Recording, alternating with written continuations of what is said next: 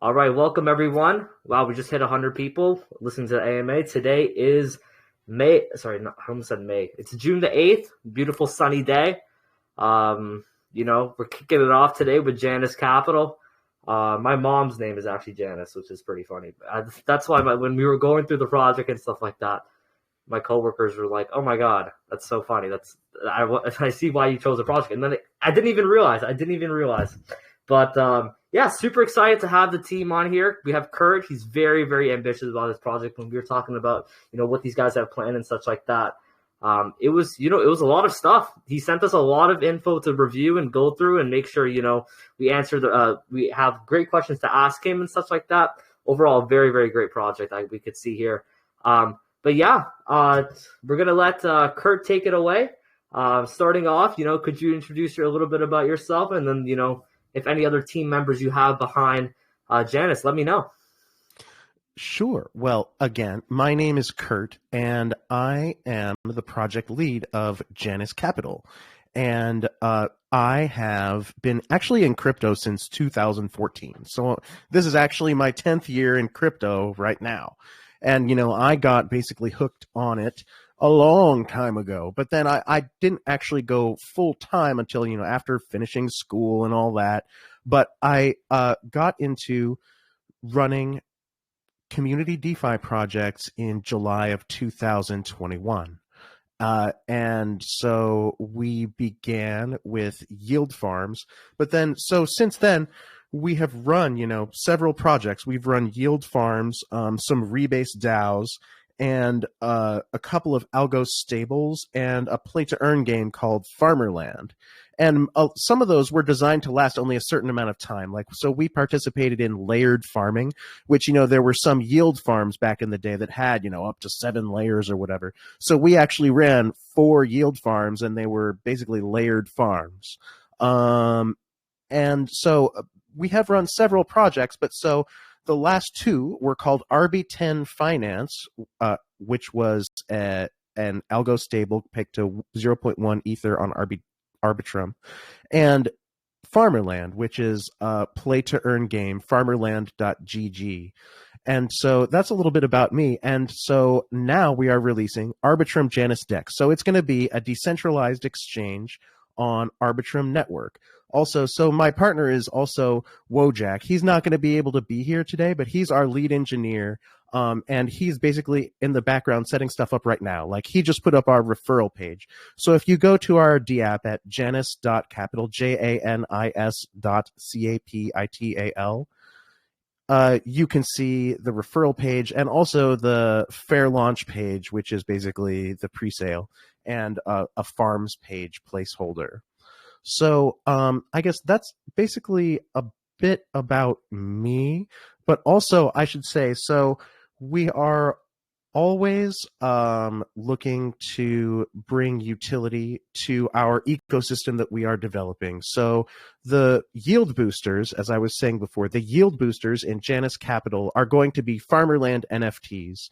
So if you go to farmerland.gg, you can see how to mint some NFTs that will be yield boosters on Janis Capital. And we know that we're targeting people who want, consistent yield and to stay for a long time. So we believe that getting yield booster NFTs is a good idea.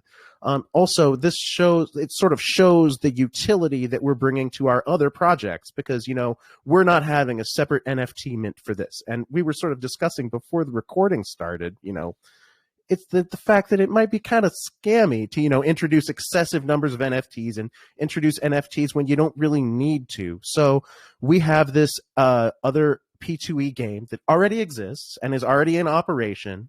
And we are using the yield boosters as boosters from that. And that sort of follows the pattern of MMF. If people know of Mad Meerkat Finance, they actually did the same thing. They actually started out as a Mad Meerkat NFT series, and then they created a DEX using the Meerkats as yield boosters. So that's basically what we're doing right here, except for the fact that our Farmerland NFTs, they have ability stats that you can train and all that. So our Farmerland NFTs already have sort of like a P2E mechanism to make sort of improving them more enjoyable. And I guess I'm rambling at this point, so I should let you ask a question. No. I was just going through the website. Do you guys have on farmerland.gg? I like there's like a tool shed, stable, farmhouse, barn, field. Looking through the market and stuff like that. It looks very, very cool. Right. And so Farmerland is basically an auction token with the P2E NFT elements. So you can yield boost your auction earnings by using the NFTs. And then, of course, in Janis, we are going to use those same NFTs to boost your yield in the farms. And I mean, it's not a huge percentage, but Janis will be able to, the decks that we're coming out with Janis will be able to read the ability stats of the NFTs. And so you'll be able, if you have, one that you play Farmerland and upgrade, you'll be able to get an extra boost in Janis as well. So we hope that this brings more dimension to the yield boosting element. We know that a lot of dexes have an element of yield boosting where it's just okay, you get a certain percentage per NFT and that's it. But we actually give you extra benefits when you upgrade the NFTs. And I guess one other thing that I should probably bring attention to before too much time passes is the fair launch, which is so we are actually launching via a method that gives everyone an instant 3x. Okay, let's step back and process that a bit. How can you guarantee an instant 3x for everybody? Well, so what the community fair launch is if you go to janis.capital and click fair launch on that top bar, you can see it right there. That's the community fair launch. So basically it accepts unlimited Ether for 3 days. And basically that simulates what a fair launch would be because everyone is bidding on a pool of 100,000 J tokens. So, and then basically we will launch liquidity. The contract launches liquidity, not us, but it launches liquidity at 3x, whatever the final price is. So there's a mathematical formula that you can use which basically gives everyone an instant 3x. And it basically uses a certain percentage of the Ether that was put in and a certain percentage of the tokens that was put in, and just that adds up to 3x. And then the users get the remainder of the tokens. And that simulates basically what happens during a standard fair launch, except everyone gets the same price. So what happens during a standard fair launch, of course, as many people know, is not actually fair. Like, so many people who have tried to participate in a fair launch will be saying, yep, I understand what you're talking about, because it's really impossible to get what the launch price is because you'll just be outbotted somehow.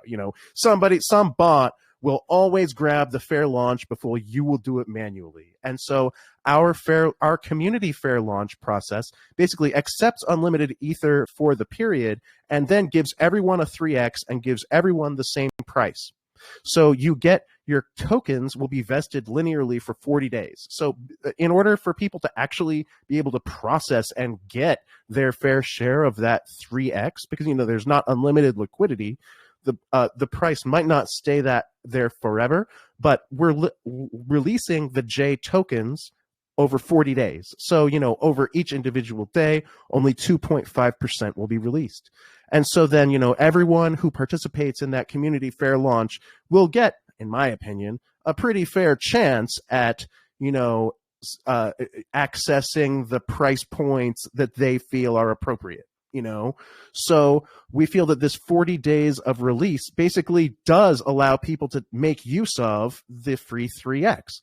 And is this all making sense so far? Like how we get the 3x, basically there is a mathematical formula where we can just use a certain amount of Ether and a certain percentage of the tokens, which is like 29%. In 80% of the Ether. And so because we're using a higher percentage of the Ether than tokens to add liquidity, that means you get a 3x. And then the participants get that other pile of tokens which the liquidity does not occupy.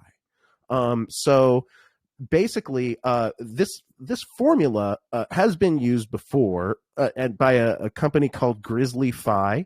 And if you go to grizzly.fi, you can see this other company that used it, and their launch actually went extremely well.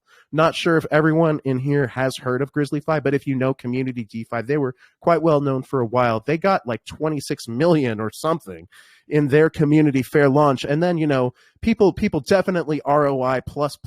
People got lots of extra money who did that community fair launch, and it accepted unlimited ether. So this was like a crazy thing. It was like a really good way for people to make money, and it accepts unlimited ether, but it gives you an instant 3x, and then people did well. And it's like, I've started out wondering, like, why didn't more people launch via this method?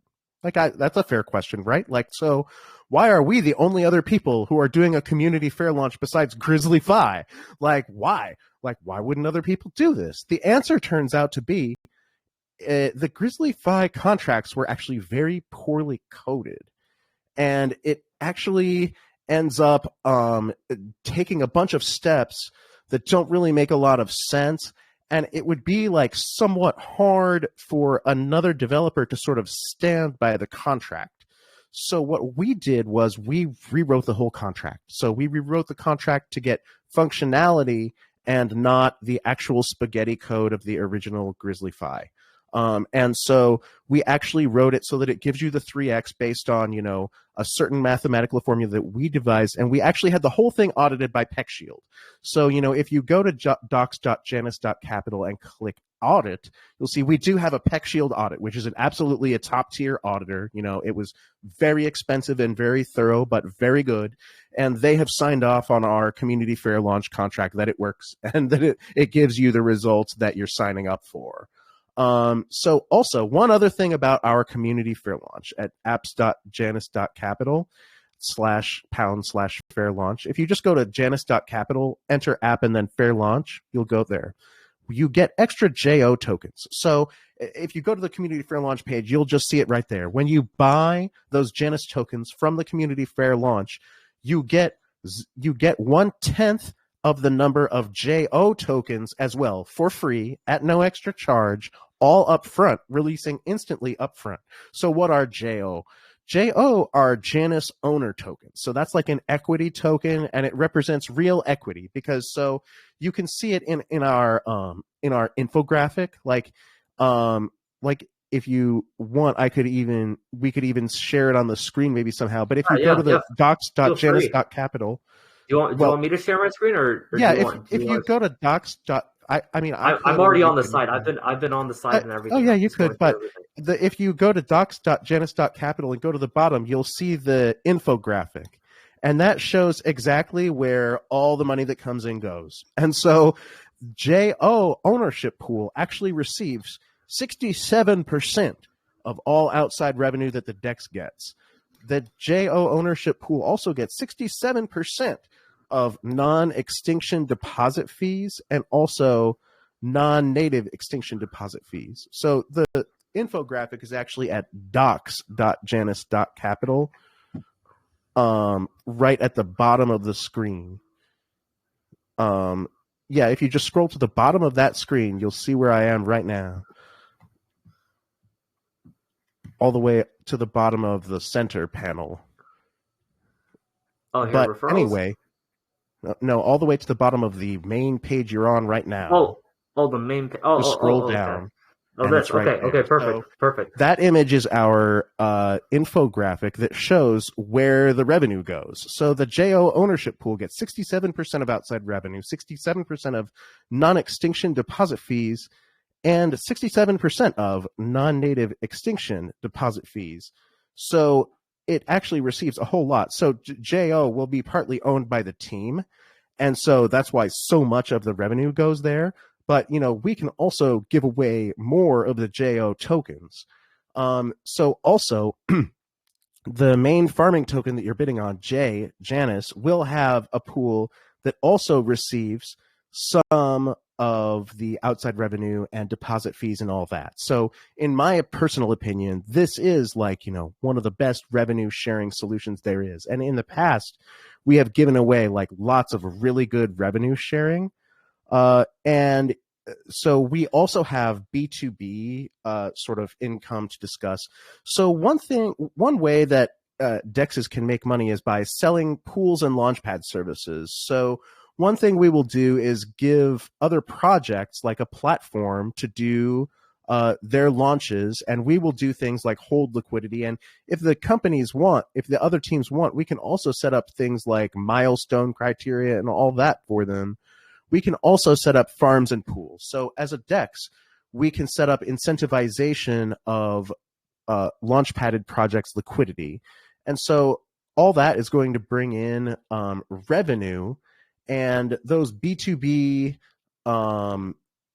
fees are also counted in outside revenue.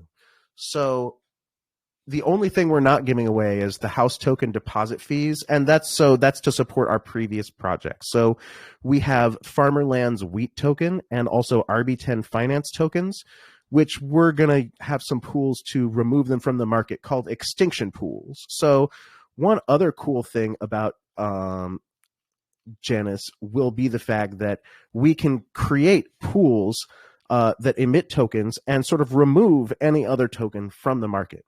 But so anyway, the point of JO token is you get it for free instantly and upfront when you do the community fair launch. When you do the community fair launch, you're really bidding on J, which is Janis token, which is emitted over 40 days.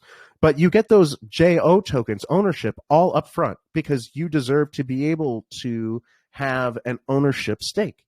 And so we are giving away a % ownership of the exchange, and we're also giving yield as WETH. So when you harvest from those revenue pools, you'll be harvesting wrapped ether, and instead of any native token. Also, so we also have internally launch padded projects. So as I've stated before, we are a team that knows how to release projects. We know how to put things together pretty quickly.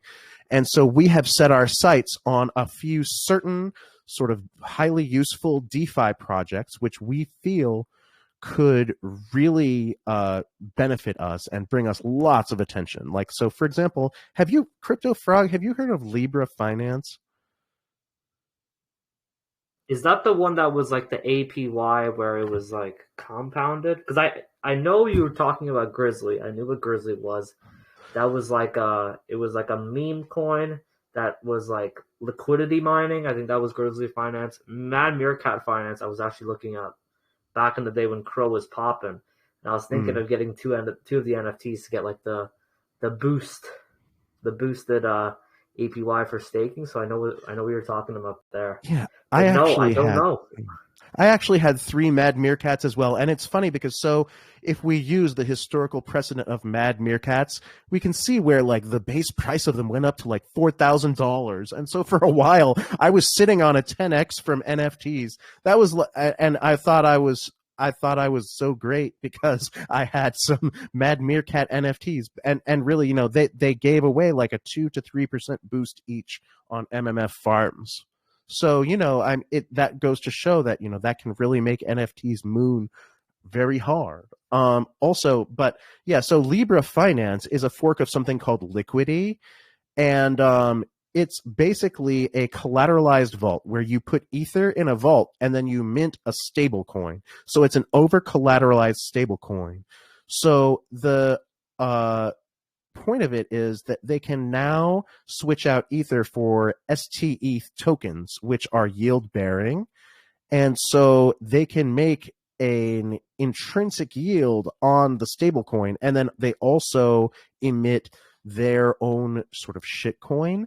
And so you get shitcoin yield plus intrinsic yield. And so the important part is like the intrinsic yield that comes from the STETH tokens. It's like 8% APY on stables, but sort of that's 8% APY that's guaranteed almost. And so the people are calling it the LSD narrative, liquid staking derivative narrative. And so if we can we discovered actually that Liquidity Finances, which it's forked from, has an open source front end. So it's fully available online. So if we move quickly, we believe that we may be able to be the first Libra Finance fork on Arbitrum. And the TVL of Libra Finance itself is like mega mooning. I watched it go from 25 to then 100, then 200 million, and it went from 100 to 200 million in like a few days. So we think that it's really hot, and so we want to try to rush out a Libra Finance fork as soon as we're done releasing the DEX. But also, sort of, we have had some significant work done on a gains finance fork front end with combined with GMX.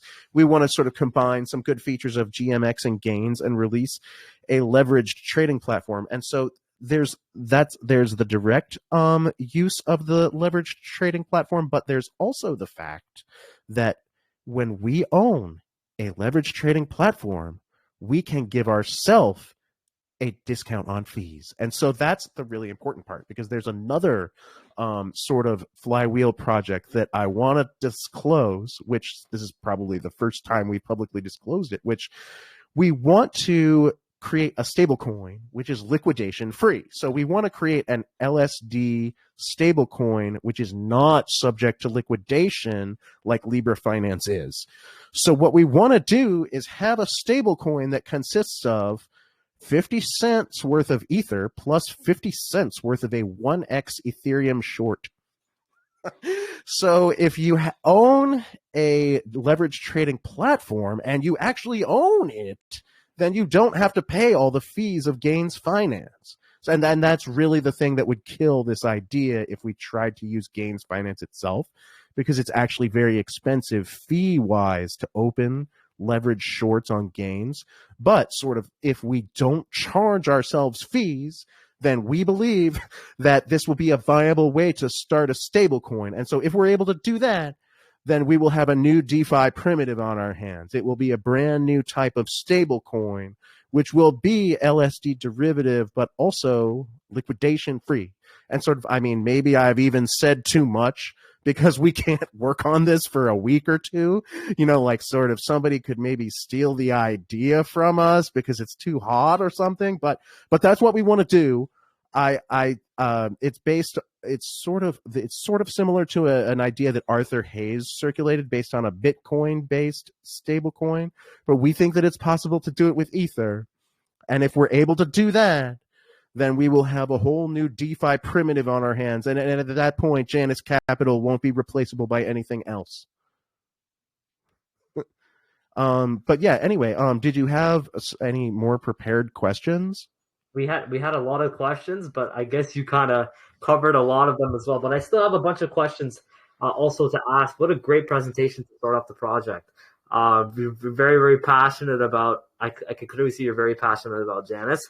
I'm super excited. You know, you talked a little bit about, you know, you guys having a fair launch. I understand the 3x thing because I've seen it done before. I guess in a sense, the Grizzly was not the one I was thinking of. There was another project I invested in. I did pretty well at launch. It was, instead of 3x, I think it was 2x, but it was vested over 30 days. I think, are you guys doing 30 days or is it 40 days? We're doing 40 days. Grizzly Fi was 30. Okay. So 2.5% every day, obviously, because you don't want people dumping all their entire bags, especially if they're up at 3x right at launch. We were gonna extend it more, but then we figured people actually want coins sooner, so we compromised. Yeah, of course. I totally understand that. All right. Okay. So, you know, it's also worth, you know, noting as well that you guys also had, you know, private sale. So could you talk a little bit about that, you know, including, you know, how much have you guys raised from that private sale? You know, what's the difference between, I guess, the private sale and the fair launch investors, and, you know, how many people have invested into that private sale? So basically the private sale is sold out at this point, but so the terms of the private sale are like basically undisclosed. So the tokens were made available to certain investors we believed would be market makers and at a certain price. So I would compare it to, you know, sort of how ARB tokens go to Jump Crypto.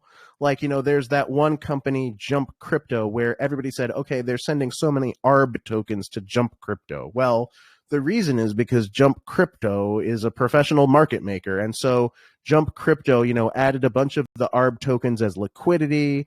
They did market making on centralized exchanges, and so they did a lot of other important things. And so we are actually looking forward to the day when we can get some centralized exchange listings. Like, so for example, the path to getting listed on MEXC is actually like not that hard. Like, you fill out a form and, pay some fees, and like you can probably get it done, but you need some coins in helpful hands. Like, so when you fill out the MXC form, they ask you about like market making. Like, do you have it? Do you want to purchase their market making services? Because, you need helpful market makers who probably get the coins for cheaper than others, So we do think that it's helpful to have certain individuals who have the well-being of the project in mind, basically to have tokens so that they can help out. That's basically the reasoning behind the private sale, but also so, that helps us have infrastructural funding so that we can, do extra promotion. Like, so for example, like, we can appear in the CryptoFrog channel. We can appear in CryptoFrogs calls, because we've already brought in some funding at this stage, so we are able to have, a whole schedule of promotion, and we have other appearances coming out, like, Ravello Intel is posting a whole issue of their newsletter dedicated to us. And, we have like, lots of other processes. So basically, the benefits for the project of having a private sale basically are many.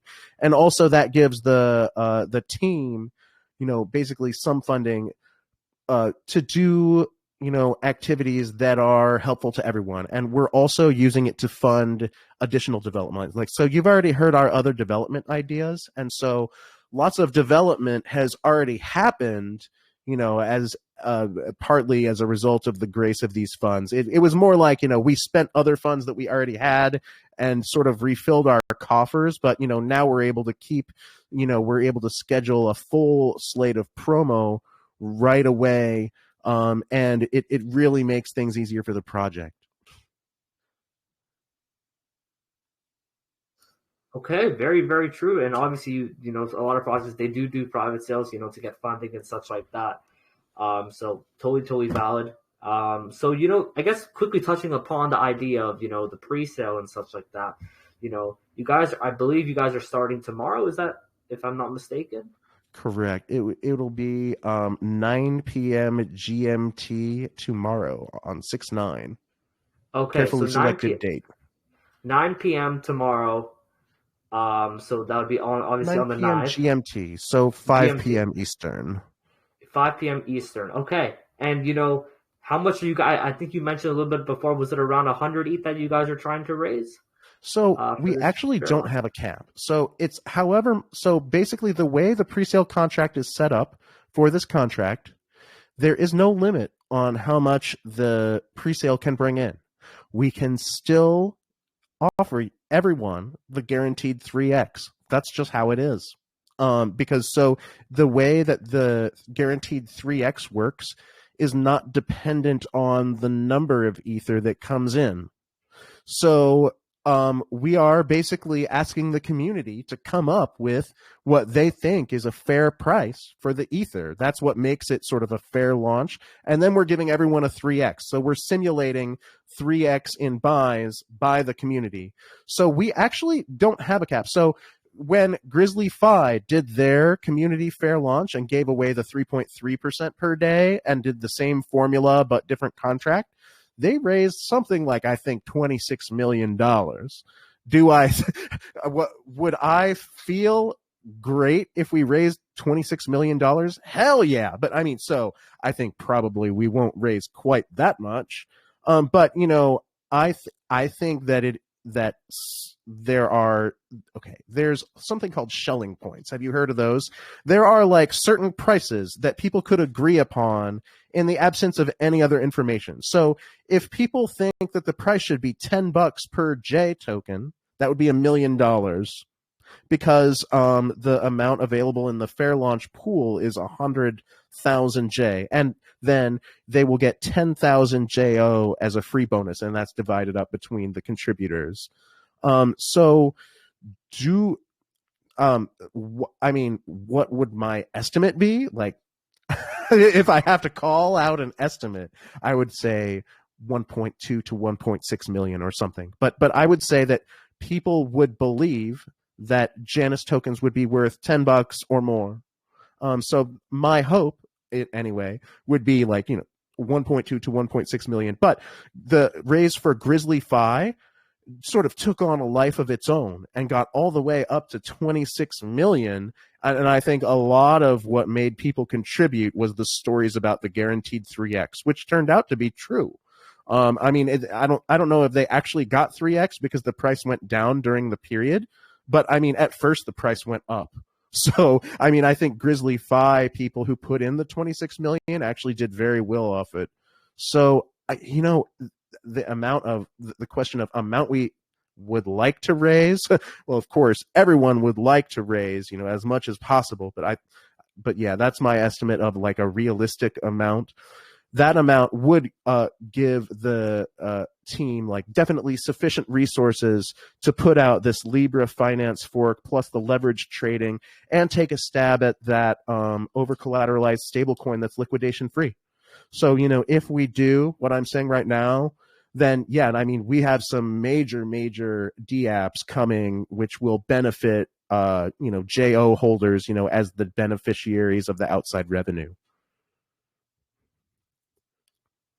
Very, very cool. So obviously you guys are going to raise a decent amount, 3x and such like that is definitely your great selling point, as well as the Janis owner tokens. I know you mentioned a little bit earlier about this, but I guess let's go more back into it. So, you guys talked about, the DEX allows users to swap any tokens, for that liquidity, obviously, deriving real revenue from trading fees and other business operations. This revenue is then distributed to the J transaction fee revenue pool and then to the J ownership pool. So explain a little bit more about, how, let's say, I want to invest in the community fair launch and I end up getting, a certain amount of, JO tokens. So how, the profit that's redistributed, is it, in ARB ETH? Like what type of currency, would I receive if I'm, part ownership of the, the JO ownership pool?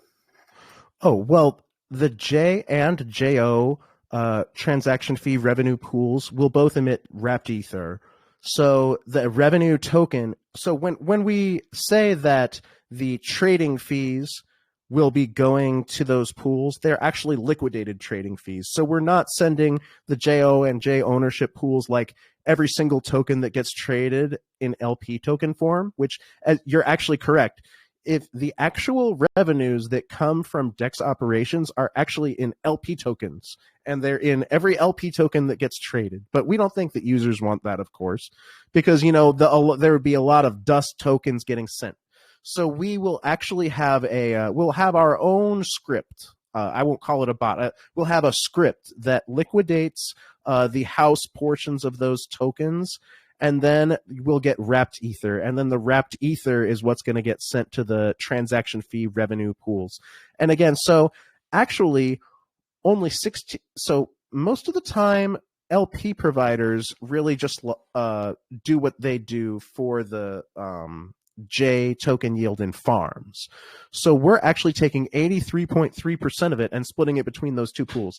33% of the LP trading fees go to the J transaction fee pool, and 50% go to the JO ownership pool. So I personally think it's the best dividends in crypto. Uniswap gives zero. just for context, like, there's actually been some debate recently, like, should Uniswap give tokens, fee tokens to Uniswap token holders? And the answer by governance turned out to be no, they didn't want it. So we disagree, and we believe that our token holders deserve wrapped ether dividends. And sort of the JO is actually going to be used by the creators as well. Like, so the reason why we're able to give so much is because actually the creators are going to be major JO holders as well. So the creators are going to be harvesting, just like everybody else. So if you're a JO ownership token holder, you'll harvest the same way as the creators. All right, cool. So it's kind of like, a dual token thing. And I like that, the ownership tokens, or whatever percent you own, it's going to get, I guess, paid out in wrap ether, which is really great, rather than, let's say another coin or, more coins of that specific thing, which, could create selling pressure, which is super, super important. Yeah, so obviously, you guys have the swap, as well as you plan. I don't know if you talked a little bit but the launch pad. What do you guys have planned? For that launch pad. Overall, are you guys trying to be the leading launch pad on ARB? Do you guys plan to go on BSC, ETH? What's the plan with that?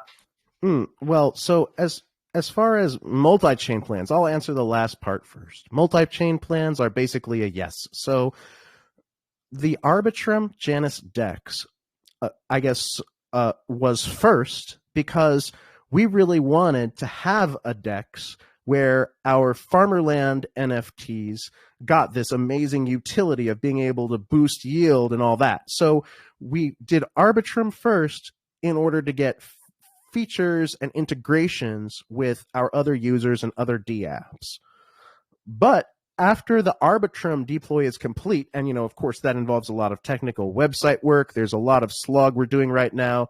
Wojak isn't here for a reason. He's actually working very hard right now. And basically, after that's all done, we'll be able to go on to other chains. And so after we deploy on other chains, first of all, yes, we will be able to launchpad other projects over there. Second of all, JO owners will get like a fractional dividend of JO tokens on the other chains as well. So these JO tokens and the community fair launch is like a multi-chain play. Like, you're the Arbitrum JO tokens are going to give you they're going to give you future tokens on other blockchains as well. So that's the note about multi-chain, is that yes, and you get free tokens. So then about the launch pads, so there are two principles behind it: in-house launchpad projects and sort of out-of-house launchpad projects, external and internal. As far as internal, you already basically heard sort of the first leg of what we have planned. Leveraged trading platform, Libra finance fork, stable coin, over collateralized stable coin. And that we think that that's going to be really good. Those are the internal ones that we immediately have planned. Oh, also, we know of some really good Forex bonds, by the way. So Farmerland actually has a passive income program. And so through Farmerland, we actually know of two Forex bots, which I think are really, really good. So we might also have a passive income contract that is one of the Launchpad projects. That's an internal one as well.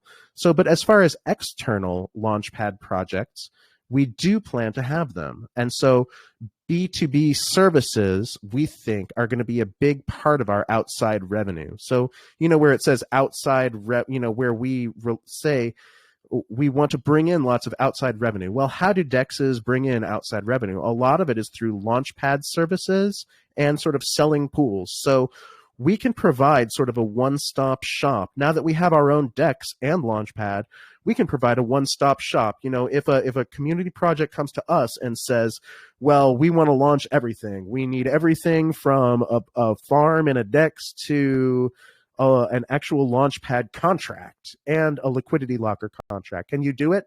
Our answer will be yes. We can help you. And so we will vet projects. We don't want to lead people into rugs, of course, but we will be able to be accessible in a way that some other Launchpads are not. Like, for example, it's really hard to get approved as a Launchpad project on like GMD or GND right now, because those are mainly Launchpadding projects that directly build on their protocols. But so it's a lot easier for protocols to directly build on us because we will be Uniswap v2 compatible. So if somebody is launching like a Tomb Fork or any other yield farm, yield optimizer, vault, or any of that, they will be able to work with us a lot easier because we have Uniswap v2 compatibility, and Uniswap v2 is compatible with all those. Uniswap v2 gives you ERC20 receipt LP tokens, and Uniswap v3 gives you NFT receipt tokens for the yield, for the LPers. So we believe that we will be a hospitable environment, and we believe that devs from the community who are building projects will sort of find our code base easier to work with than others.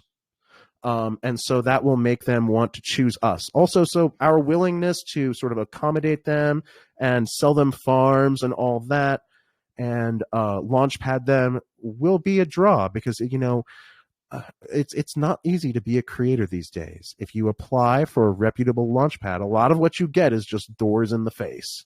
And trust me, I know I've been there. So we believe that we can extend a helping hand to community projects and earn outside revenue in the process.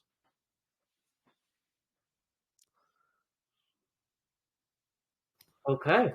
Yeah, that's sick. Okay, so obviously you guys are trying to get revenue, from launch pads and such like that. You talked a little bit about, the dead pools, I guess. So you guys have a forfeiture, mechanism that that's called extinction pools. For those that might have no idea, what that is, could you touch a little bit about that? All right. So extinction pools actually give us a lot of utility. So basically, in extinction pools, users permanently sacrifice their tokens in exchange for yield. So basically, it's a pool with a 100% deposit fee where you can give up tokens fully in exchange for, whatever comes out. So there is a certain supply of tokens that we have sort of set off to the side at the beginning, and we can put those tokens in extinction pools that last any amount of time. And so basically this gives us a tool to remove supply from the market economically. It gives us an incentive mechanism to get whatever token we want off the market. So that can be useful for our own tokens, and it can be useful for, B2B projects as well. We can basically sell pools this way. This is one of the ways. We also have standard multipliers. So farms, yield farms, MasterChef contracts have a certain emission rate and a certain total multiplier between all the pools in them. So these extinction pools do not affect that at all. So they don't affect the multiplier. It's a separate pool of tokens, and so they are emitted separately from the MasterChef emissions, which are a certain amount. So it basically allows us to manipulate what tokens we're taking off the market without affecting, our main farming pairs. And the reason why they're called extinction pools is because there was actually a project called DynoSwap back in the day that had these. And so DynoSwap actually caught a lot of flack, but I thought this idea of theirs was actually worthwhile, because it basically makes us able to trade J tokens for whatever other tokens we want.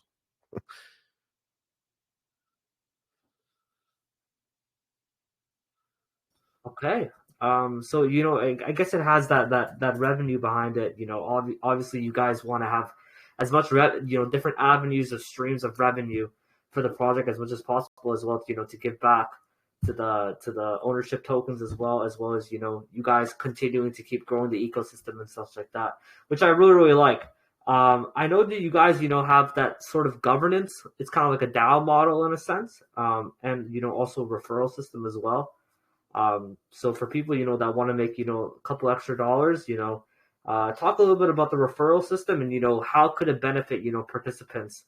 I saw you guys had a referral system with fair launches. Let's say you guys plan to have a referral system with swaps and such like that. What is planned for that? Yeah, so we actually have the referral page up now. So if you go to app.janis.capital and then click referrals, it's actually right there. So our referral scheme is 3% for the referrer and 2% for the referred person. So just using someone else as your referrer gives you 2%. That's pretty much unique to us. Also, the referrals do apply to the community fair launch. So if you want to, you can get extra J tokens on your community fair launch even just by using someone else as your referrer. So right there on that page, you can copy your own referral link. So if you would like to shill for us, which I highly recommend, you should send out your referral link, because then anyone who uses it will have a cookie saved, and then you'll be their referrer, and you get 3% of what they earn in Janis. So yeah, we really highly encourage everyone to use the referral scheme. For sure, I definitely, for people that that fully didn't understand from the AMA today, we're gonna launch a nice chunky review for people to look at. They can see the different aspects for Janis, and we're gonna launch it probably either tonight, so that people can have time to look at it more. Because obviously the review is going to be pretty long. It's not going to be the standard review, which is let's say 200, 300 words. This one's going to be definitely a lengthy one for people to look at, for sure. But yeah, you guys have a lot of stuff planned. It's really great. Obviously what's also important as well, we got to get into tokenomics as well. So what do you guys have planned for regarding taxes, if any taxes, where are they allocated to, liquidity, supply distributions, and anything else you feel free you want to mention? Sure. So for tokenomics, there are no sell taxes or buy taxes ever. So we know that we have the opportunity to do transaction taxes. Yes, we have done them before, but they do kind of interfere with things sometimes. So we decided not to use them in this case. We will, and also, by the way, we can also look at the tokenomics pie chart if you would like to go to the docs. And then down on the left, we have a tokenomics section, and you can click Janis token, and it's right there if you would like to share the screen. So our pie chart shows, the launch supply of Janis is really only 29,000. So only 29,000 J will be available at the start. And then basically everyone's J emits gradually for 40 days, 500 days, or 200 days. There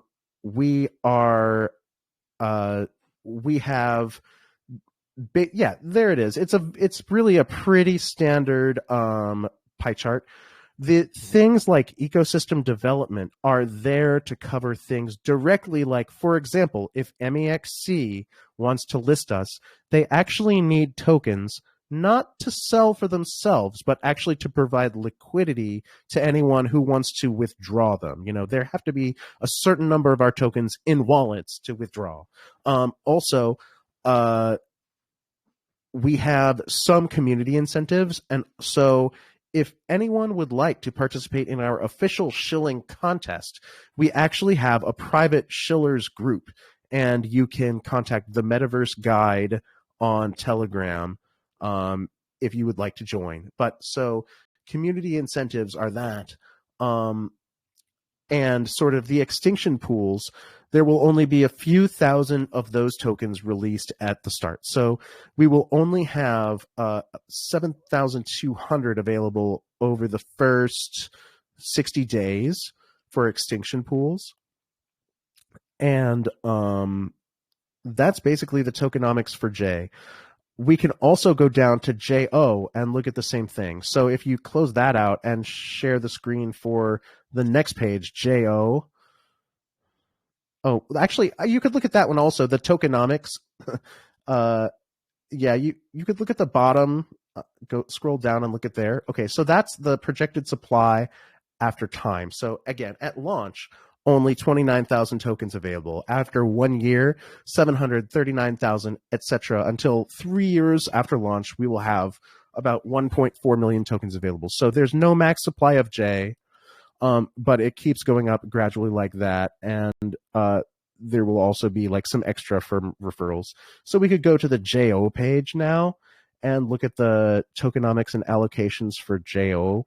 Again, so JO is actually given to users in the community fair launch sort of without charge. Technically, you are only charged for J if you go into the community fair launch, but then you get extra JO, 0.1 per JO purchased, and you get it immediately without delay as soon as tokens release. And we give that to you so that you can stake it for your ownership benefits. But then this is the pie chart. So the team starts out with 2/3 of the JO, but then the JO pool gets like a very high percentage of all the revenue. So this is basically how the team gets paid. But also, so the team can also do giveaways from this, like if we ever want to give away more. And these are the pieces of the pie. So one thing I should talk about for the JO allocations is partners. Who are the partners? Like, who gets these 10,000 JO? Well, so at first, they will not all be distributed, but then we will actually give JO tokens as an incentive to other teams that partner with us for things like B2B services and liquidity. So the reasoning is, if other teams host their liquidity on Janis, then they somewhat deserve to be able to get, like, a rebate, or somehow the trading fees from their LP could go back to their team somehow. So we don't actually give the trading fees to the LPers, we give it to J and JO holders in the pools. So we can actually give them back their fees by giving them JO tokens. And so when they get JO tokens, they can stake those tokens and then basically harvest back what we approximate as their fees. But probably they'll get more, because really they'll be getting a share of all fees and all revenue. So, I mean, really the JO tokens give you a lot more than just a rebate on your own fees. But yeah, so there we go. Anyway, that's the tokenomics. But essentially, we hope to be able to burn and get rid of a lot of that J supply, because, you saw we have extinction pools. And so that extinction pool Janis is counted as part of the supply. But, we can start an extinction pool for Janis. We can start a Janis token extinction pool and give Janis as a reward. And so we can actually remove Janis from the supply. We can remove J tokens from the supply using extinction pools. And, we have other buybacks as well. We have a reputation for doing other buybacks as well. So as far as, buyback and burn, we also want to have, unique locking mechanisms for the launch pad, which is to be described. Okay, fair enough. And obviously, you guys are planning, obviously there's no certain supply for J. So obviously you guys are going to have, burns and such like that, to really reduce that supply, because you don't want to have, after 3 years, as you guys could see, 1.5 mil. There might be, 1.5 in, I guess total supply, but, let's say, down the line, 3 years in the future, maybe half of those are already burnt. So, obviously, and such like that. We'll be able to properly burn it, though. So when we'll in our code base, when we burn, we'll actually be able to remove it from the supply. Okay, cool. All right. My MacBook just died. So obviously, what's also really really important to note as well is that obviously you guys are building your ecosystem all in ARB, and if ARB volume kind of slowly dies down and such like that, similar to Pulse Chain, what do you think? Do you think that'll affect Janis? And do you guys have a mitigation plan in an unlikely scenario like something like this that will happen? I think Arbitrum has more staying power than a lot of other blockchains because it is the preeminent L2 for Ethereum itself. So Arbitrum is not just like Pulse Chain, an alternate L1. Arbitrum is actually an L2, a roll-up of the Ethereum network. So it actually uses real Ethereum as the gas, and it sort of secures itself using Ethereum. So it seems that Arbitrum really does have more staying power than most. We also, sort of on a technical level, working with it as a dev, it works. It just works a lot better than many other blockchains. Like, for example, we released a project on Polygon before, and it was just very hard to keep up with all the errors that the servers and the RPCs and the subgraph introduced. Arbitrum is much more easy to work with. Also, Arbitrum has a really strong foundation, so somehow Arbitrum Foundation tricked people into paying $1.50 consistently for these tokens. I don't know how they did it, but the Arbitrum Foundation has a ton of money to incentivize development, and they give away a lot of money to development teams.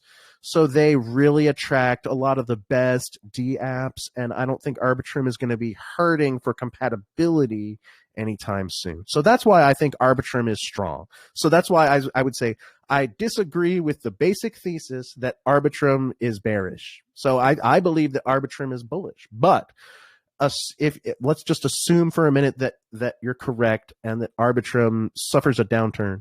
Well, we can and will probably launch on other blockchains as well. So we are, working really hard behind the scenes right now to do things technically for the Arbitrum launch of Janis, but sort of the same code base can be deployed on any other blockchain, that's really fully EVM compatible. So ones like Pulse Chain shouldn't be an issue as long as they have subgraph support. So we might have to work something out in terms of subgraph support, but Pulse Chain is a possibility if we either get subgraph or forego certain features. ZK Sync would require a little bit more testing because it's not fully EVM compatible. But so stuff like this can be worked through easily. And so, yeah, like I said, when we launch on other blockchains, the people who hold JO will get, some kind of fractional credit in the next blockchain. So if you hold JO, you'll also get future blockchain tokens if we have to switch or if we go release on another blockchain. And I think it's highly likely that we will, because there's every month there's another flavor of the month blockchain, and we just need to make sure we're compatible, and then we can become very agile at doing this and be one of the first dexes on the new blockchains. All right, fair enough. That was a great explanation.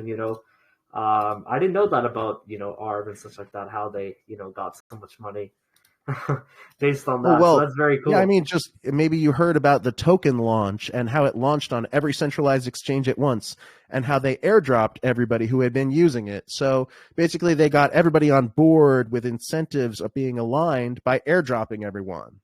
That's how they pulled it off. Oh, that's very smart. So when people sold it, they got like $1.50 of every time someone sold $1.50 worth of ETH, basically. When people sold their airdropped ARB tokens, they just sold into liquidity pools. I think, yeah. Okay, that's cool. That's sent it to a centralized exchange. A lot of people sold it on Binance. Yeah, but I remember that was a huge when they had the airdrop and such like that. That was insane. Yeah, and I mean, at that point, a lot of the people buying it were those professional market makers I was talking about during the private sales segment. So, the Jump Cryptos of the world were holding the price for all the airdrop dumpers. market makers, to provide liquidity and stuff like that. The market, I heard some of them made a shit ton of money with ARB, the market makers, because it was just liquidity. Like, let's say someone you buy in $100, then you sell it at $101, $1 profit. But imagine you're doing that thousands of times in a second.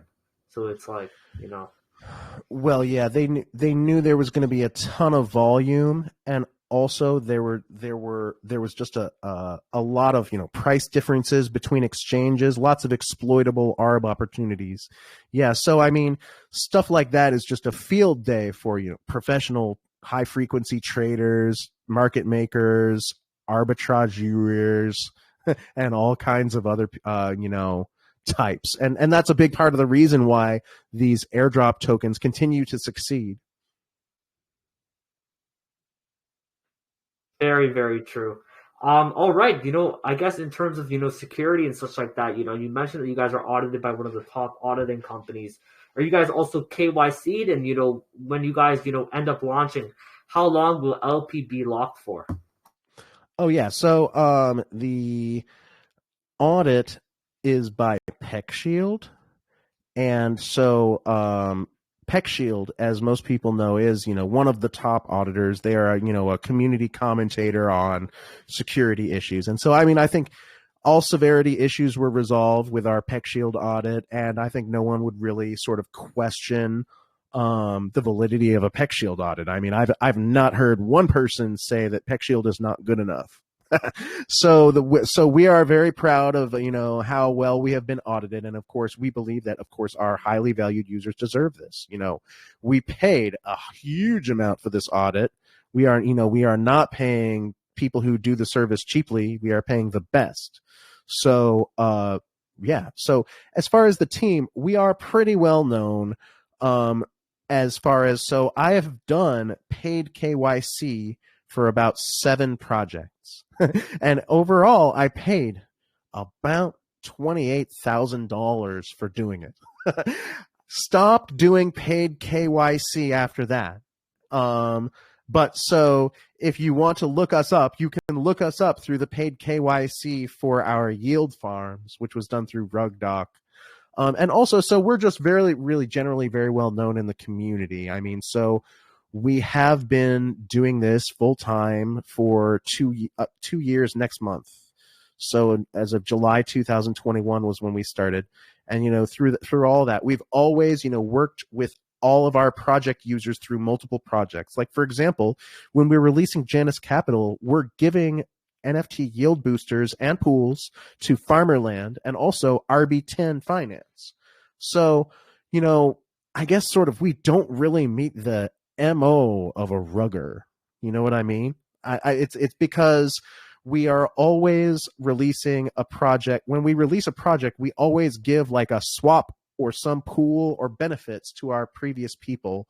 As far as the LP tokens, the LP tokens, I believe, are instantly done by the contract itself. So those will be put in a liquidity locker contract for at least 500 days, because so we have certain liquidity, we have certain like token unlocks that range up to 500 days. So we have a liquidity locker contract that we got from our previous auditor, Paladin, and so we can set it for any amount of time. And so we're going to send our liquidity tokens to one of those, and then it will be locked for 500 days. And so that's, pretty much about as secure as you can get. If anybody has a problem with that, we can just burn them. Fair enough. All right. I guess let's get into some of the community questions, man. We've got a lot of people, 355 Okay. comments. Cool. Let's Yeah, and as far as just before we do that, just want to remind everyone the community fair launch, so that chance to donate, the chance to contribute Ether and get the unlimited 3x is tomorrow. So go to janis.capital and enter app, click fair launch. June 9th at 9 p.m. GMT, so 5 p.m. Eastern, and it lasts for 3 days. So again, janis.capital for the community fair launch tomorrow. So yeah, go ahead. And this will be on ARB as well, so guys, you guys don't have to worry about paying ridiculous gas fees. If you guys, plan to ape in, let's say someone wants to ape in 50, 60 bucks, they will get, our gas fees, I think, are around the same as BSC. It might be a little bit more. I think it's like 20, 30 cents, something like that. Yeah, it depends on the Ethereum gas at the time. It can be like anywhere from 10 cents to $1, but usually, each transaction is usually 30 cents or less. But yeah, anyway, Arbitrum is a really great network. We hope that everyone, enjoys using it. You can get lots of transactions for a very low gas price on a network that is really compatible with Ethereum.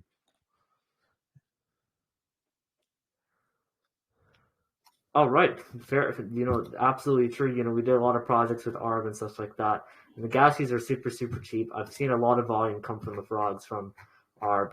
A lot of them are super bullish because some people, they want to be. Sometimes we post reviews for Ethereum and such like that, and some of them have great utilities and stuff like that. But a lot of people complain, these gas fees are pretty expensive, especially during, when with all the Pepe hype and stuff like that, you were paying like 100 to like not $100, maybe like 60, $70 just to buy in, and then 60, $70 to get out as well. So very, very true there. All right, so it looks like we got a couple questions here.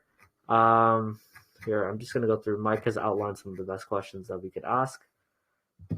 It just keeps because people keep asking questions, so every time I go up, it slides me all the way down. Yeah, by the way, thanks everybody so much for the awesome turnout. We really appreciate having so many people who want to hear about Janis Capital, and we are definitely excited, to be in the CryptoFrogs Gems channel. It's all new users for us, so thanks for being here. Thank you so much, man. It was great having you. A lot of great questions, asked, and overall a really, really great project. So obviously, the amount of questions being asked is, not a surprise because, you guys are a pretty complicated project, but, super, super bullish as well. And you explained everything, properly for people, to understand because I did some, me and Mike, we were doing the looking into the project and stuff like that. It's definitely a lot of stuff, to handle and such like that.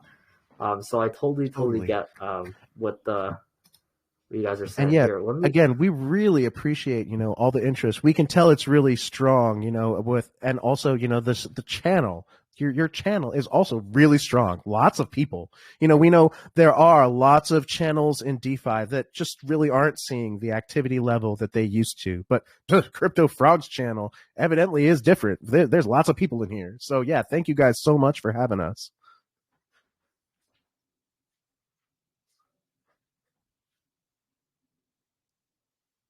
I'm just looking through some of the questions to just scoop out. Okay, so Broken Hopeful asks is, how does Janis utilize advanced trading algorithms to ensure high liquidity and low slippage compared to other platforms such as slippage and liquidity, which have always been an issue? Actually, I have a good answer to that. So actually, we are having Uniswap v2 compatible unstable pools, but then also we're having a separate stable pool. So it's probably not going to launch the exact same day as the DEX itself, but we are going to have a pool that's a saddle pool, which is a stable curve pool. So you'll be able to swap stables with very good rates. And also we're going to have Uniswap v2, which is going to have the standard unstable rate. We're also going to have relatively low swap fees. As far as how do we incentivize liquidity, well, of course we're going to have the farms, which give tokens to LPers, and of course that's how most dexes incentivize liquidity. And then also we are going to have basically a very low, almost a complete absence of deposit fees. So every DEX has to ask themselves, how much are we going to charge in deposit fees? And so for the non-natives, the ones that really give you the exchange rates, we're not going to have very high deposit fees at all, if any. So there's going to be nothing, you're not going to lose anything in exchange for depositing with us. You'll be able to try us out, and if you like us, stay. If you don't. But we're going to make it very easy. We're going to reduce sort of the resistance to entering and leaving.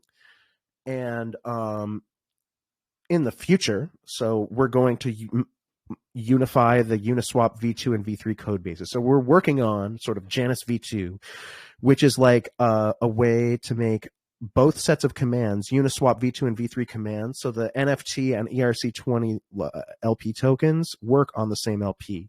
If we do that, then we will be able to take advantage of concentrated liquidity and also accommodate, the more common types of dApps like yield farms and tomb forks. So that will be like a liquidity merging between the V2 and V3 has not been seen before in other dexes. So we believe that that will give us an advantage over all other dexes. Okay, very true. Obviously, I guess we're on the topic of liquidity. Jake asks how were liquidity providers incentivized in the Janis Capital ecosystem? And what criteria are used to determine the amount of fees they earn for providing liquidity to the platform? So a lot of the fee. Well, so how are they incentivized? Again, people will get rewards like J tokens for depositing in our farms. Also, our code base has the possibility of dual token rewards. So if the team has a lot of liquidity available, like if we have funds available and we have extra ether, we can actually emit that as a reward token in the farms as well. So we can actually make the farms start emitting J plus wrapped ether if we want to. So we have extra incentivization methods at our disposal. So there's a lot we can do. Also, we can reward major LPers with partner JO tokens, and then they'll harvest more rewards. So a lot of the LPer rewards go to the J and JO token pools. So at the people who actually harvest those are going to be mostly J and JO stakers, and we can give JO tokens to major LPers.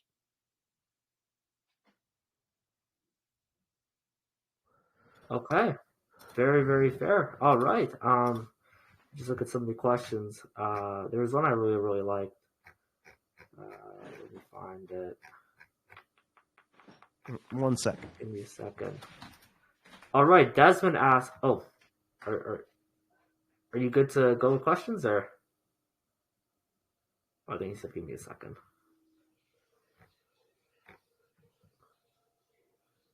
I think he went to the washroom.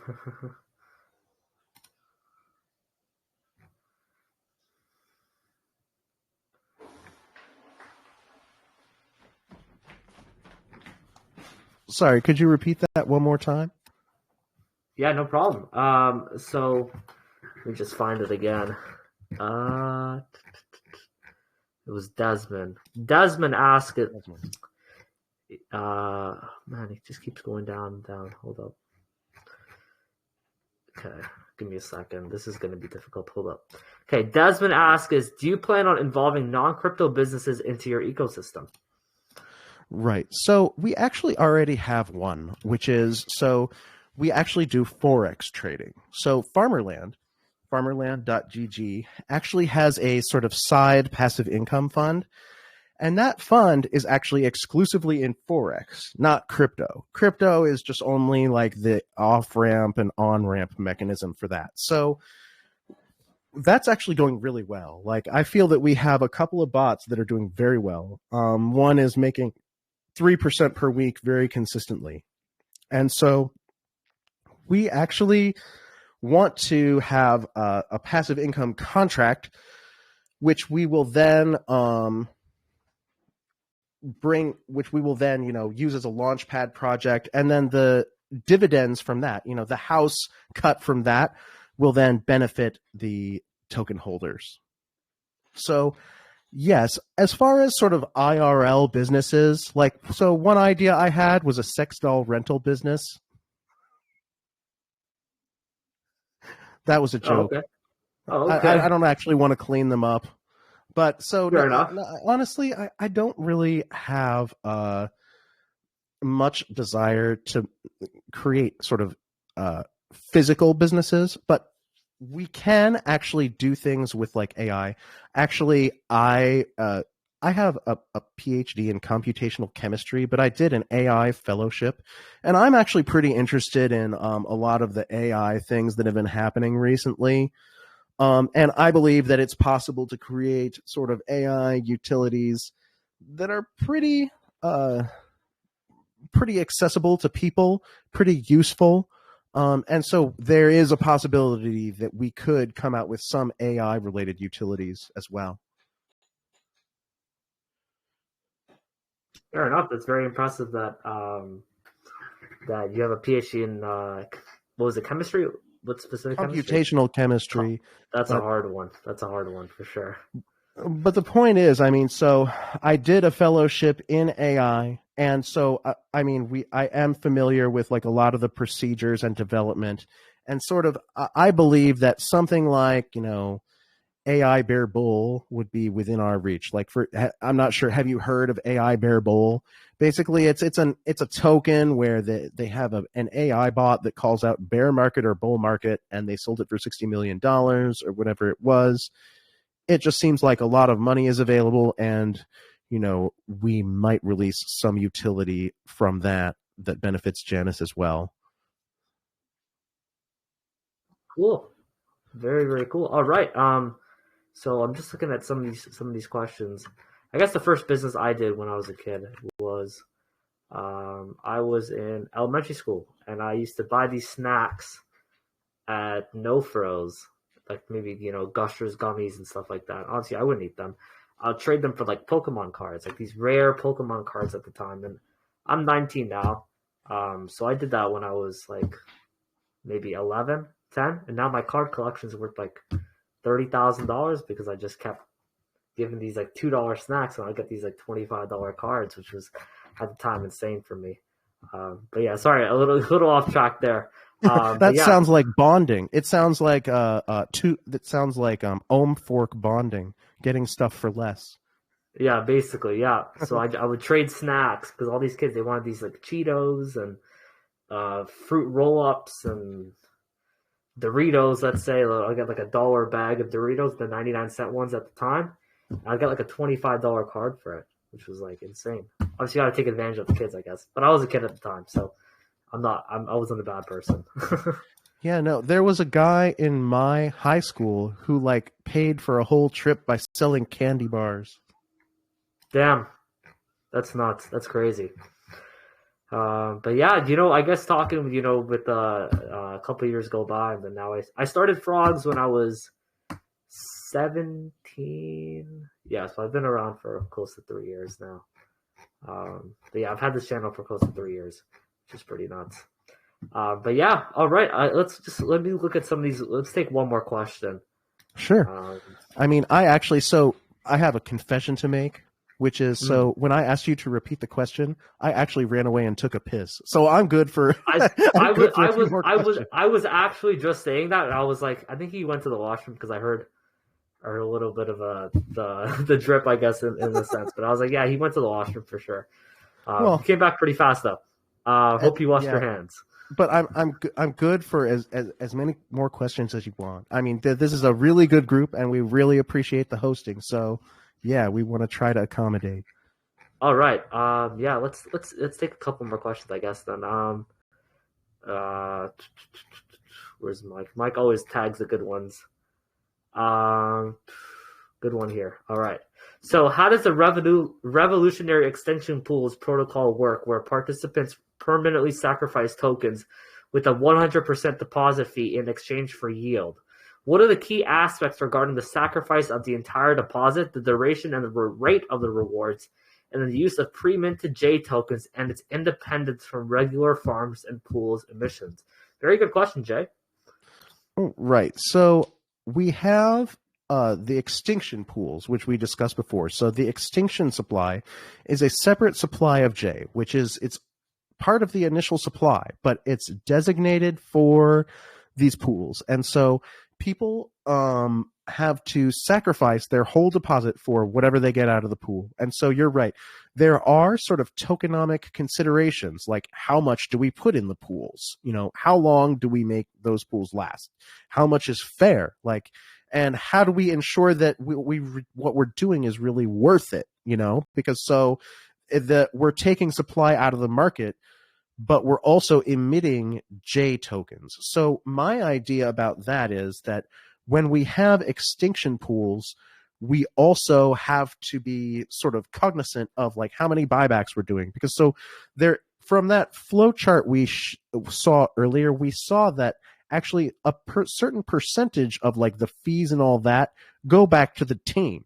And so from those team fees, we actually have, some side funds to play with.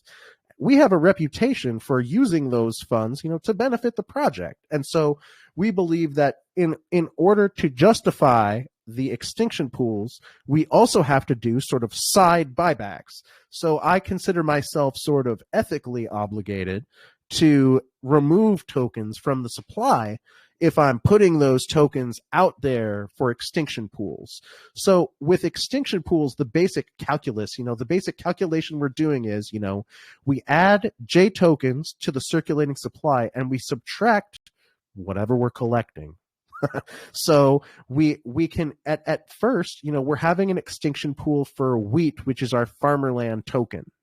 And so, why would we do that? Well, because we want wheat holders to have benefits. In exchange, we believe that many, many people who are farmerland participants are going to be in the community fair launch for Janis because they know that this is coming. So farmerland participants know that they basically have to participate in the community fair launch, in order for themselves to have rewards, that basically that our community has the awareness to know that this, that all the systems of Janis basically have to work together. So in order for the extinction pools to be fruitful in terms of rewards, we have to have Ethereum in the pot. So basically, you're right. We have to be cognizant of sort of all the different factors. And sort of I've basically boiled down what the math is basically we add the extinction pools. They add J tokens to the market and they subtract any other tokens. And it's possible that the J token reward pool, the dividend pool for J, is actually an extinction pool, by the way. So it's an extinction pool that emits wrapped ether. So that J the dividend pool that receives the percentages of all the dividends, you never get your deposit back from that. So when we have to look at how much J we have removed from the supply into the dividend pool, and then we will sort of be able to calculate, how much of extinction pool emission is justified. So those are some of the factors that we're looking at, basically. But yes, very good question. All right. Okay, let's take one more before we get into our Kahoot. Okay, Mike. Let's see which ones. Man, hold up. It maxed out because hold up. I guess it's trying to load. Okay. Okay. Crypto Dog asks, how does the Arbitrum Janis DEX leverage certain NFTs as yield boosters in their pools and farms, and what are the mechanics behind stacking these boosters? Additionally, how are the extra J tokens rewarded for yield boosting, and what are the official yield boosters available? Could you provide insight onto the boost rate formula, including the base and stat boost, an example of calculations to illustrate the overall yield increase? Definitely a harder one. Okay, so by the way, it smells like a GPT generated question, but I'm just gonna go with it anyway. So I agree. So just because the question was so wordy, it just smells AI generated. But okay. I would say my recommendation for you, sir, is next time tell your prompt to rephrase your question shorter. And then it will be less detectable. Anyway, so here are the yield boosters. So, right, the yield boosters are NFTs from farmerland.gg.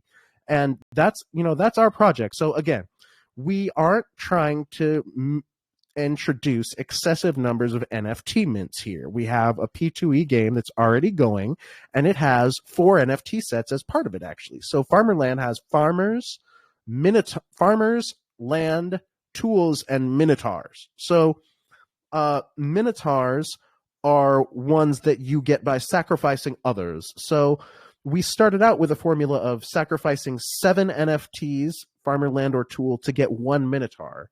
And now it's up to 9. You have to sacrifice 9 other NFTs to get 1 Minotaur. And sort of the stats are higher for Minotaurs than others, and also the max level. So you can gain levels and therefore ability by training in the tool shed, and training costs wheat tokens. So that's one way that we remove wheat tokens from the market, is we charge that for training. So there is a stat value that gets increased by the training, and then the training is more effective when you've entered the Farmerland lobby. So there are actually sort of a lot of mechanics behind Farmerland training and NFT boosting. But so anyway, what's Kahoot? Anyway, the base boost is 2% for Minotaurs and 1% for farmers, land, and tools. So, for example, if you stake 1 farmer with ability 10 and 1 Minotaur with ability 20, you would have 3.3% boost, because so you also get 0.01% per stat. So they have a certain stat ability number, and then you will add on to that the base boost. So the formula is actually in our docs. If you go to janis.capital / docs.janis.capital and then go to NFT yield boosters on the left, basically the base boost is 2% for Minotaurs and 1% for others, and the stat boost is 0.01% times the stat. And so you can stack up to 5 NFTs in each farm. So you can get up to about 12% total boost if you have 5 fully upgraded Minotaurs. So we believe that it's a decent boost, but it's not like so much that it invalidates other people. Like the total is only about 12%. So, you have to calculate whether you would rather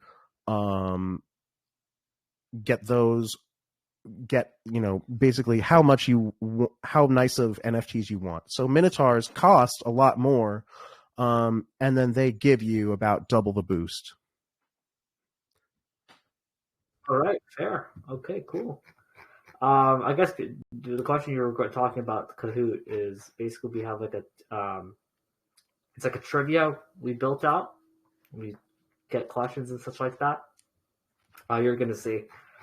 I guess I'm gonna pick the best winner. Random listener for now. I saw she was super active in the chat. I'm gonna give it to Woman King ADC.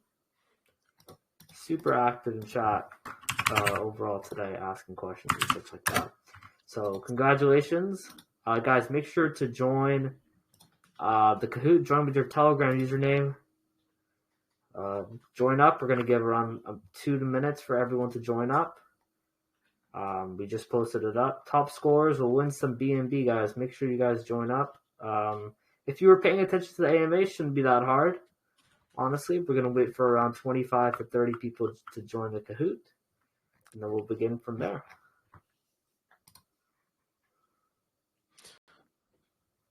This is interesting. Is this like a random spin? No. You're gonna like this a lot. This is cool. Just watch. Watch. Okay, we're gonna give 30 seconds for everyone to join up. Guys, make sure you're joining under your Telegram username. I don't know if Mike wants to read the questions, or should I read the questions? Up to you, Mike. I'll go for it. All right, perfect. Fine by me. All right. And so the listeners actually participate, and so I'm not being asked the questions. No.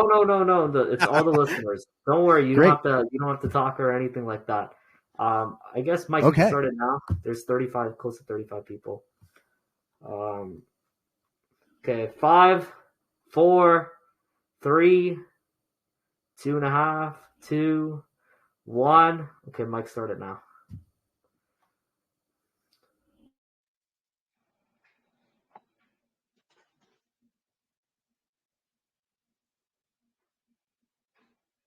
Alrighty, question number 1. What is Janis Capital's goal?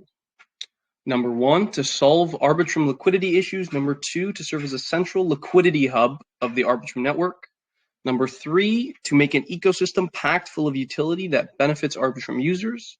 Or 3, to make holders rich through revenue sharing pools. Perfect. Looks like most of you guys got that one. Talked about this one earlier, so no excuse to get that one wrong.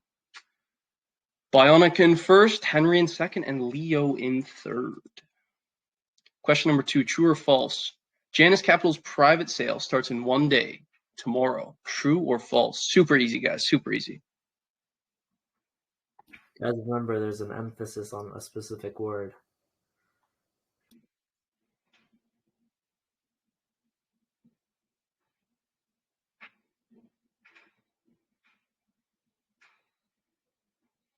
And it's false. Wow, most of you guys got that one wrong. It's their pre-sale that starts tomorrow. I tricked most of you guys there.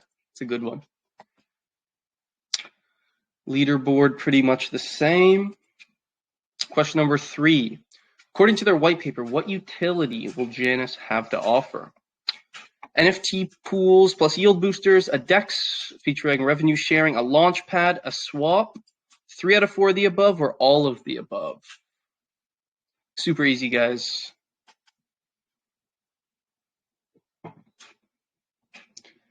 Super, super easy. Also, if you went through their white paper, before or during the AMA, would have been even easier. Nice. Most of you guys got that one as well. Henry takes the lead, Leo in second, and Jerry in third. Aaron with a 3 answer streak. Great. Question number 4. What are some other features Janis will offer? Extinction pools, governance DAO, a referral system, special CA that changes taxes, all of the above, or 3/4 of the above? This one is also very simple.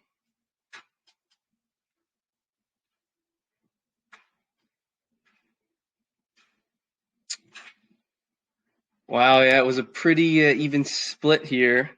Special CA, we never talked about that. Aaron takes third place. Very nice. Question number 5, true or false? Janis DEX has 2 forms of revenue sharing, the JO ownership pool and the J transaction fee or revenue sharing pool. True or false? Sorry, I might have said the J revenue share. I meant JO ownership pool. True or false? Very, very simple.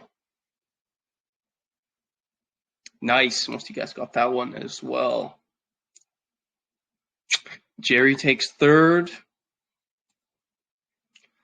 Question number 6. What are J and JO's total token supply? This one's a bit tricky, but for those of you guys who looked into it, this is where the leaderboard should change drastically. Let's see.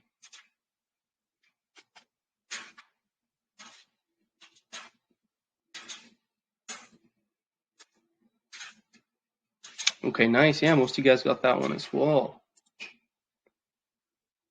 Aaron back in third. Aaron and Jerry, man, neck and neck.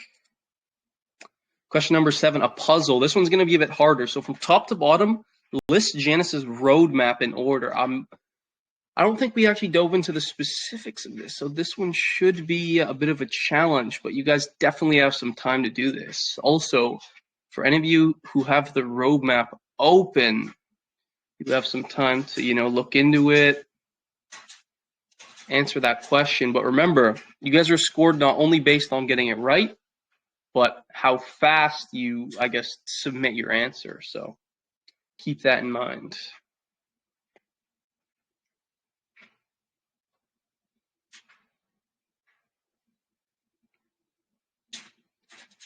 Actually, you know what? This one should be pretty simple as well if you guys were listening. No excuse to get this one wrong.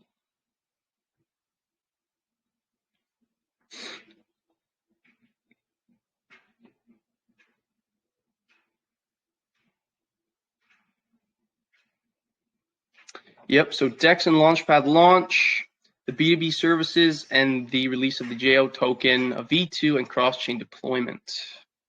2 of you guys got that right. Wow. Vina takes 4th, Jerry in 5th. Question number 8, true or false? Janis hasn't been audited by PeckShield. Is it a trick question? I don't know.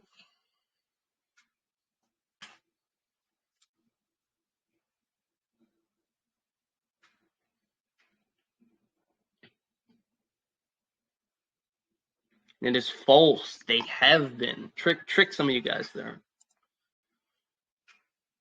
Oh, big leaderboard change. Aaron in 1st, Vina in 2nd, Henry takes 3rd. Vina on an answer streak of 4. Question number 9. Vina is one of our users. He's very competitive. This one also should be pretty easy. Janis plans to create an LSD derivative stablecoin free of liquidation. We talked about this multiple times. If you guys were active in the comments, I also talked about this. Nice. Most of you guys got this one. Question number 10, second last question. Will Janis go cross-chain later down the road? Very, very simple for you guys. I also noticed a few of you guys might like leave if you get a few questions like wrong in a row and you're not on the leaderboards. But remember, a few quick right answers and you're right back at the top. Very nice. Most of you guys got this one as well. Leaderboards did not change. Original on a 3 streak. Last question. Who represented Janis Capital in today's AMA?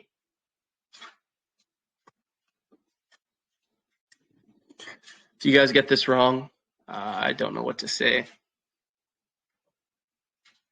Should have added CryptoFrogs for one of the others. Guarantee some people would have said that. What? Some of you guys voted Wojak. We talked about this. Well, Wojak wasn't here. All right, and the winners. In 3rd place, we have Leo.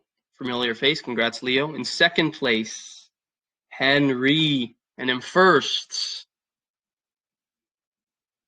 Vina. Congratulations. Congratulations. All right, Mike, make sure to screenshot it. Yep, already done. And maybe, actually, you know what? Let's go through the questions and pick the best questions after. I think we'll go through that. That's the best. There's like 500 comments. Oh my god. All right, yo, thank you, Frogs, all for joining, man. It's almost been 2 hours. A little bit tired. Actually, I'm actually gonna go. I'll be purchasing a car soon, so I'm going to actually test drive it. Like about an hour, so I'm super excited about it. Oh, wow. Amazing. Yeah. What kind of car? Yeah. It's a Tesla. Oh, wow. Nice. I don't know. Some people are a little bit, they're like, oh, ew, Teslas. But I don't know. I just don't like the idea of paying gas. I guess I'm cheap like that. But yeah, I don't really care about the engine. Yeah, Mike's against it. Mike is against the Tesla like heavily. Same with Alan. Alan has like he has like a modded Golf, Volkswagen. So he I don't know. I don't really care for cars, so it's not really a huge thing with me. If you don't pay your taxes, they'll press a button and you can't drive that thing no more. I guess so. But yeah, thank you, Frogs, all for joining. We had close to, I think, 160 people at peak. Obviously, it's died down a little bit because, 2-hour AMA, obviously. But thank you all to the Frogs for joining. Thank you, Kurt, for representing Janis. Super, super excited. We're going to drop a review later tonight. Oh, yeah. And we really appreciate that. Again, the channel is really amazing. Lots of people, so many questions. We can tell that the level of interest has really high buzz. So we really appreciate that very much. We really appreciate your interest in Janis. And I guess once again, just in case any of you just joined or forgot, go to janis.capital, enter app and community fair launch, And it starts June 9th, 9 p.m. GMT, 5 p.m. Eastern. And it is an Ethereum presale, and you get a guaranteed 3x on Janis tokens, plus free JO, which it releases immediately. The J tokens, Janis, release linearly for 40 days. So thanks again so much for your consideration. Again, you guys are the best. Thank you so much.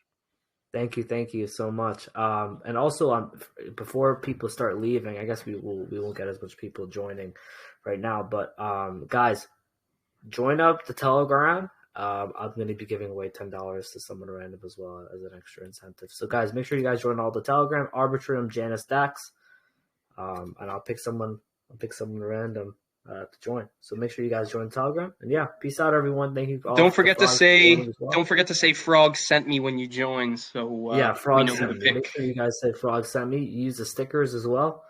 As you guys can see, Jerry is using the stickers right there. So make sure you guys use the little stickers.